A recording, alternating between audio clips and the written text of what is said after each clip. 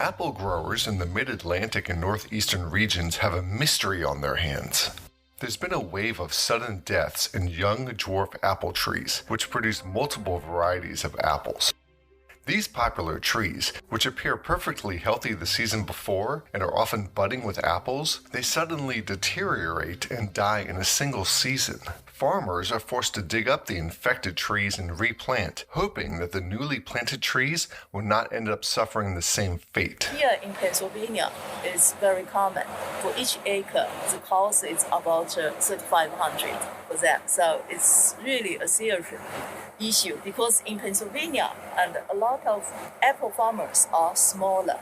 So they have something like 20 acres, and if their block are affected, they have to replant it. So it's a big issue. That's plant pathologist Dr. Ruhu Lee. We're talking inside her greenhouse at the National Germplasm Resources Laboratory in Beltsville, Maryland. That noise you hear is the air circulation within the greenhouse. Dr. Lee has been working on this mystery since 2015, when she first visited a small orchard in Pennsylvania that had trees dying from rapid apple decline. Through an advanced technique called high-throughput sequencing, she was able to identify several viruses in the infected trees, including 2 new viruses. So we basically found the virus is there, but it's not in all affected trees. So it's tightly associated, but it's not completely associated. There's something going on. There are a lot of theories, and some people think it's the change of the cultivation. Some people think it's herbicide damage. Some people think it's winter damage because when there is a severe winter, and then the next year, more trees will die. So it's a complicated issue. Let's back up for a second. Farmers have been planting dwarf apple trees for decades because they're small, but they're also tall, which makes them easier to pick and organize in an orchard. Think nice clean rows for pickers and tractors to move through. They also grow and mature faster, which means greater yields in less time than traditional trees. But unlike traditional trees, dwarf apple trees are dying in significant numbers due to rapid apple decline, which occurs in the bark of a tree and isn't noticeable until years after it's been infected.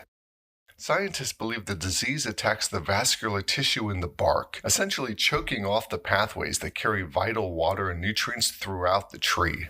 Rapid apple decline is killing dwarf trees in some of the nation's top apple-producing states, including Pennsylvania, New York, where they call it sudden apple decline, and as far as Washington state. Right now, we cannot even call it a disease because there are a lot of theories. What I have done is collect some shoots from the infected trees and brought it back, and in 2017, we grafted it in the greenhouse. And we're trying to see if we can demonstrate its passaging cause of the problem, and we don't really know yet. So these are the ones that you've gotten from the nursery and we've replanted, and you probably have to wait another year or 2 to see if the disease comes to fruition? Yes, this tree. We grow them in the greenhouse, and we want to see if these infected plants can show the similar symptoms. Through her research, if she can pinpoint the problem, breeders can use her research and findings to breed new rootstocks that are resistant to symptoms associated with rapid apple decline. It's a serious issue in Pennsylvania and also in west part of the New York.